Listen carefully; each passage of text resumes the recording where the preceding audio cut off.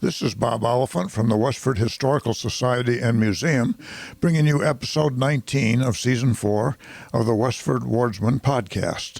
The Westford Wardsman newspaper was part of Turner's Public Spirit, a weekly newspaper in Ayer a century ago.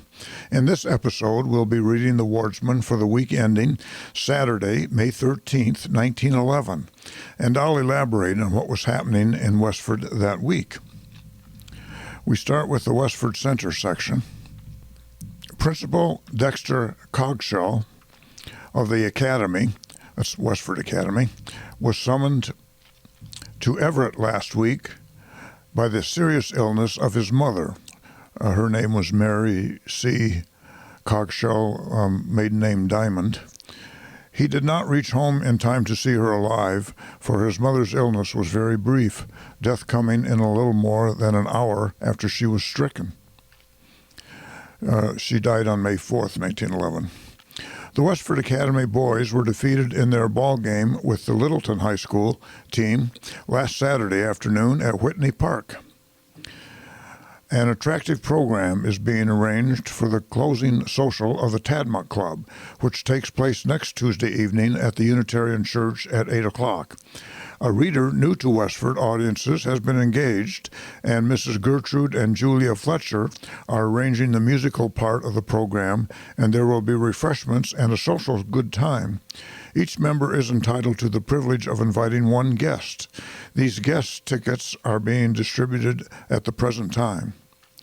Mrs. Elizabeth Whitney, Mr. and Mrs. Walter Wright of Brookline and Westford, and Miss F. Fletcher of Westford have returned from their California trip.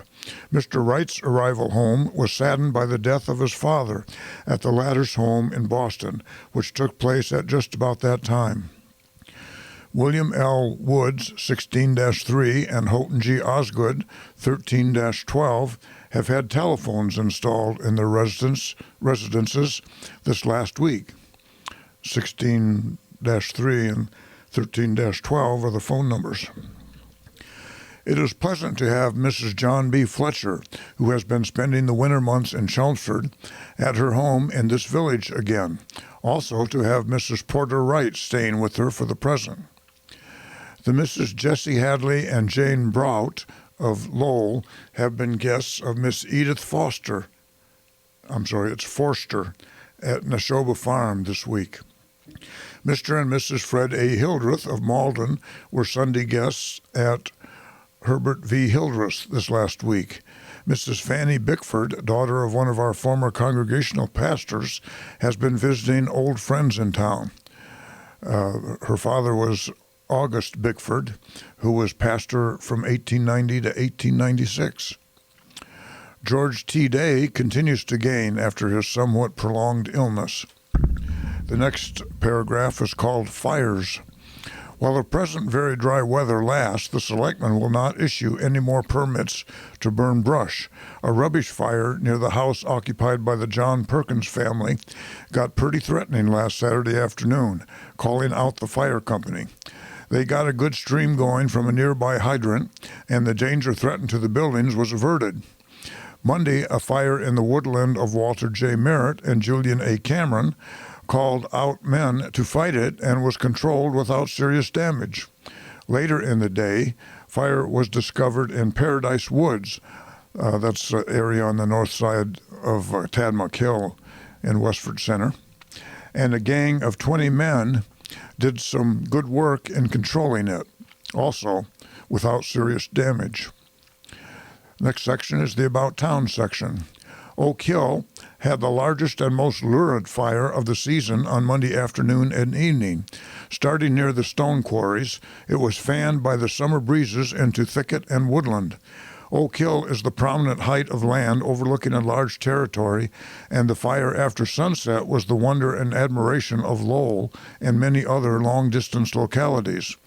The fire, after not being particular about town lines, ran, leaped, and jumped into Tingsboro, and covered pasture and timberland as quick as a grab mortgage, and threatened the farm buildings of Selectman Otis L. Wright of Tingsboro.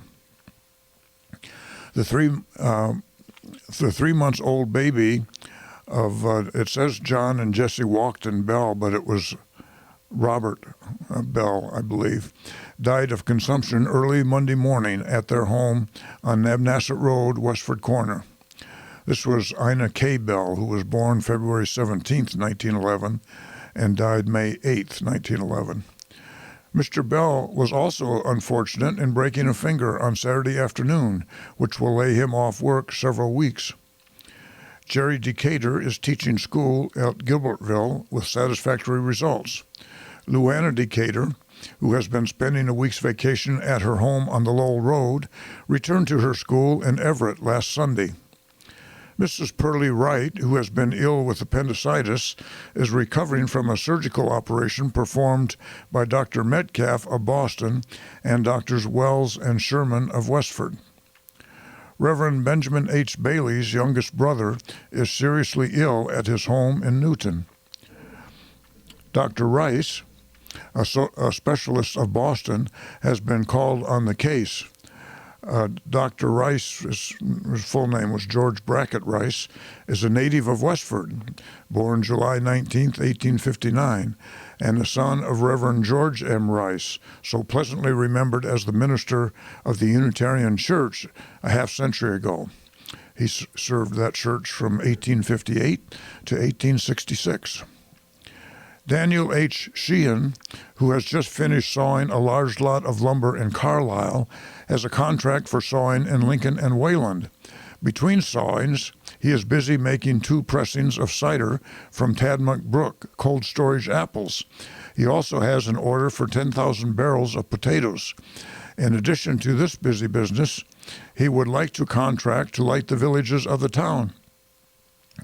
His apple press was located on the south side of Lowell Road, and the foundations for it are still visible there, along with a little mill pond. A May party was held at the home of James H. O'Brien on the Stony Brook Road on Saturday, May 6th. There were friends from North Chelmsford, West Chelmsford, Westford, and Lowell. All were dressed in costume. Miss Mary Donnelly won first prize for best costume. Miss Mary Flynn prize for best cake. Miss Margaret O'Brien was May Queen. Mrs. Michael Donnelly and Mrs. James O'Brien served refreshments. The indoor festivities made merrymakers of everyone, and the outdoor sports were ditto, without even a May shower to dampen the earth or the merry gathering. Mr. and Mrs. O'Brien, when it is a question of hospitality, have the real article on hand and wisely apply it. Charles W. Whitney has erected a new residence for swine near the little rivulet that ebbs and flows westerly of Little Tadmuck Hill. The Henry O. Keyes horse hay rake that got so pinched in the procession that attempted to collide with the traffic bridge on Stony Brook Road is now in the middle of Stony Brook, easterly of the 2-arch bridge. Why not remove the environments of the stair-winding Tower of Babel recently moved onto the Bean Land at Westford Center? I'm not sure what that is a reference to. I believe that True Bean lived on Depot Street in Westford, just outside Westford Center. The next paragraph is another one on fires. Owing to the long continued drought, the fire warden, John A. Healy, has decided to withhold permits to set fire until after some moisture has descended on the earth. This is good judgment, but some fires seem to be self-permitting. Such started Wednesday forenoon near the Whitman and Pratt Fertilizer Company near West Chelmsford. The heavy northerly wind drove it at a rapid rate beyond control in the direction of South Chelmsford, with several farm buildings in danger. The large barn of Daniel Daly on the Lowell Road caught fire several times from sparks. The volume of smoke was at times like the black cloud of Powder Hill explosion. It was not subdued until late in the afternoon, and the extent of damage is not yet reported. Following close on this fire about noon, 2 more fires started in the vicinity of Parkerville. one near Judson Sweetzer's and the other near the Acton line. They loomed up with smoke like the furnace of a volcano. The extent of the damage is yet to be itemized. The next paragraph is called Club Meeting. The Fortnightly Club had a full house last Friday evening. This is a club that met in the north side of town on Route 40, in one of the old schoolhouses. President Arthur T. Blodgett presided and called off the program. Phonograph selections by Mr. Ward. Arthur Blodgett, as cornetist, got the crowd with him, and he had to cornet again. Ditto also Mrs. Arthur Blodgett as solo singer. Mrs. Walter Wyman entertained with a humorous reading. DeLacy Corkum of Billerica was there in all the war trimmings of reciprocity, and contended that reciprocity and then free trade would bring peace and plenty to all mankind, and the lamb and the lion would lay down together, and neither would be inside the other. Samuel L. Taylor followed in opposition to reciprocity, contending that it was not reciprocity to take from Canada from produce that we are exporting out of the country and give them in return a class of farm produce that their climate will not produce. Climatic conditions forbids reciprocity. We raise much, they cannot. They raise nothing, we cannot. They need us, we don't need them. I'm sure all the Canadians in town were happy to hear that. The next section is the Forge Village section. Mr. and Mrs. George Colley, Koley, of Worcester, were recent guests of Mr. and Mrs. John Edwards. Mr. and Mrs. Edwards also entertained Miss Nellie Willis, her mother, Mrs. Willis, and her fiancé, Ernest Durand. Miss Willis and Mr. Durand are to be married on June 26th. Mrs. Gurney and her daughter, Miss Stella of Lowell, visited in the village last Sunday. The Girls' Friendly Society of St. Andrew's Mission held its regular meeting on Wednesday evening. The Ladies' Sewing Circle met in Recreation Hall on Wednesday afternoon. The John Edwards Hose Company of Forge Village held its regular meeting on last Wednesday evening. The following officers were elected: Edward Hanley, Captain; Francis Lowther, First Lieutenant; Fenimore Morton, Second Lieutenant; and Walter Precious, Steward. A large band of gypsies, comprising 6 double-horse wagons, passed through the village on Monday afternoon, and they stopped to refresh themselves on their journey. On a visit to the store of Conrad Richards, one of the tribe helped herself to $2.50, which she, quote, picked up, end quote, in the store. Mr. Richards soon recovered his money, however, when Deputy Sheriff A.A. Philibrown of Ayer appeared on the scene with a pair of handcuffs and gave the band just 4 minutes to get out of the village, and they got. A concert and dance will be given by Loyal Self-Help Lodge and Abbott's Hall, Forge Village, on Saturday evening, May 27th. After the concert, the farce The Rascal Pat will be given, to be followed by dancing.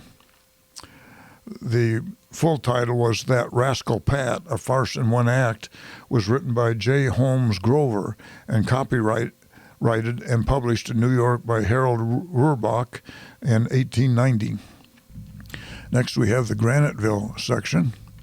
The Graniteville Baseball Club played the Martins of Lowell on the home grounds here on Saturday afternoon and won the game handily by the score of 16-2.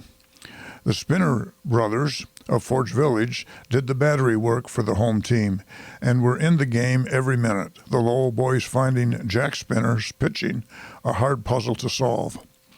The members of Cameron Circle, C of F of A, that's Companions of Foresters of America, of this village held a very successful dancing party in Forge Village on Saturday evening, which was well attended. The Ladies' Aid Society of the Methodist Episcopal Church met with Mrs.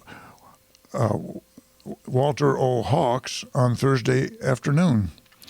Irving Cummings, a former resident of this village, but now located in Beverly, has been a recent visitor here. Final preparations are being perfected for the Old Folks Concert to be held in the Methodist Episcopal Church here on Friday evening of next week. Word has been received from Miss Nellie O'Brien of Portland, Oregon, formerly of Westford, of the death of her brother, Frank D. O'Brien, who passed away at his home in the West on Easter Sunday. He was a Spanish War veteran and was buried with a military funeral in the National Plot for Soldiers. That's the news in Westford for the week ending May 13th, 1911. Thank you for listening, and thanks to Ryan Cousins of Westford CAT for providing technical support. You can find transcriptions and podcasts from the Wardsman at our website at museum.westford.org, or visit the Historical Society's Facebook page for more Westford news from days gone by. This is Bob Oliphant, and I hope you will join us for next week's Westford Wardsman podcast. Thank you.